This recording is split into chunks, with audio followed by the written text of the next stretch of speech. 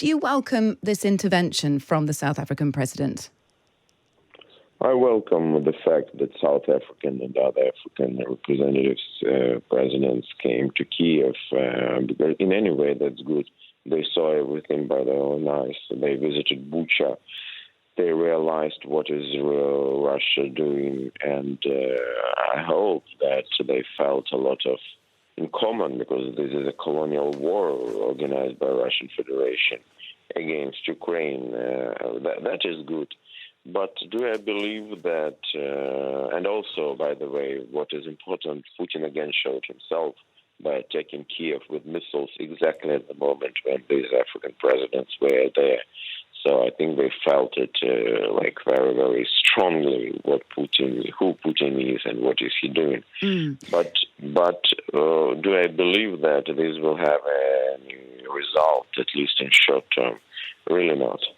Is there any concern at all, Oleksiy, that there have been questions about South Africa's quite warm relationship with Russia, a growing perception from the West, really, that they were perhaps rather cosy with Russia? There were suggestions that it may have even sent the country weapons. I wonder whether that perception's fair and whether caution should be urged here on whether this looks good on a diplomatic level for South Africa, but actually whether there may be a few mixed messages behind the scenes.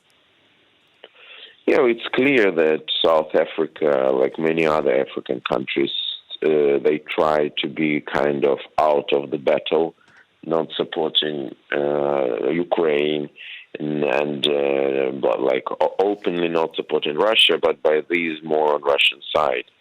But it's life, it's the work, it's diplomacy. So we need to speak with all countries, and the fact that they came is good.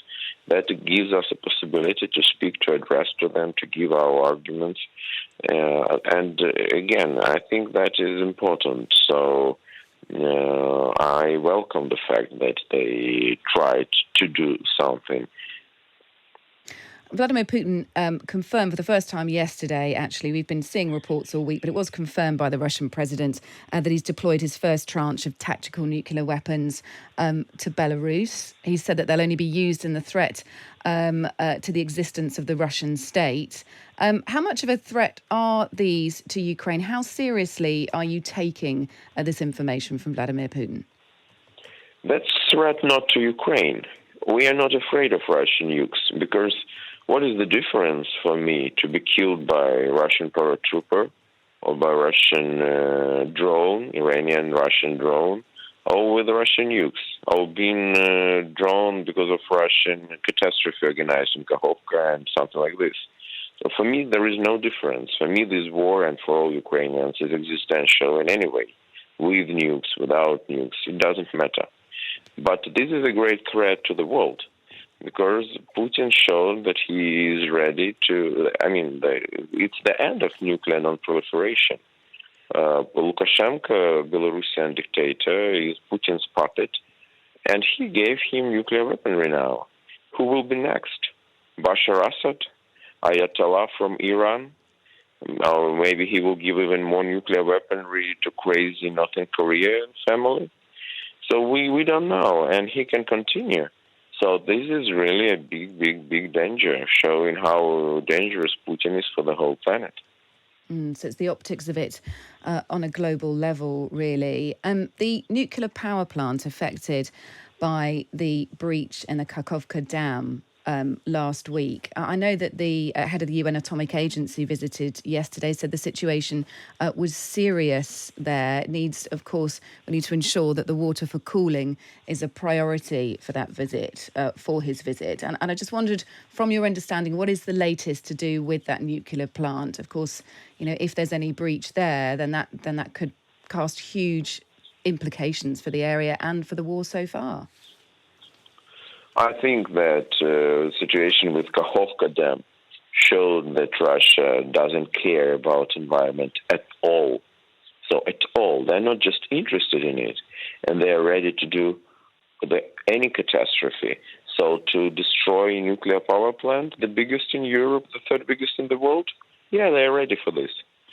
So that is also a very big threat. And what the world should do is at least to try to take under control nuclear power plant, the best is just to give it back to Ukraine, because for the first time in human history, the nuclear power plant is directly involved in military activities, and that is a huge, huge risk.